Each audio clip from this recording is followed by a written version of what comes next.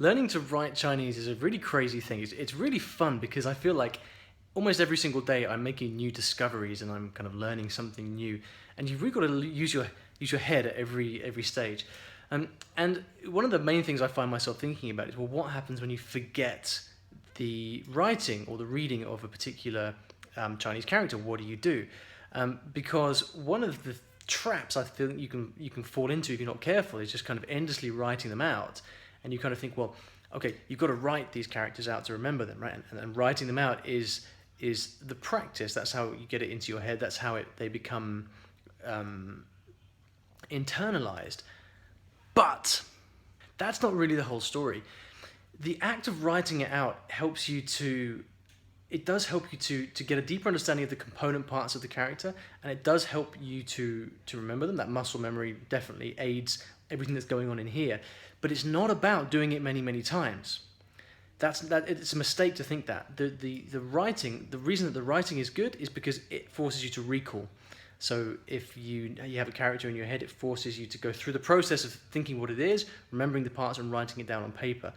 Simply knocking one out after the other many times, desperately trying to remember it, is actually a dangerous thing. So I want to show you a little trick or a little thing to consider that my friend Kyle from Sensible Chinese showed me, which I think is really helpful and really important. Which is this. Now, no comments about my drawing skills, please. This is meant to be your iPhone, and this here is meant to be your book on Chinese characters. In my case, remembering the Hanzi. Now, the basic formula for learning and practicing these characters is learn a mnemonic to help you remember the character. Now, you can do it in the book, or you can come up with it by yourself. In any case, this here is your kind of written description, your written mnemonic, the way that you're going to remember that character. And then this here is your app where you're actually going to practice writing, and I use Scritter for that, and it's really cool. But what happens is, Scritter is testing you on these characters, and you're going through, and you're kind of knocking them out one after the other. But sooner or later, you find one that you've forgotten.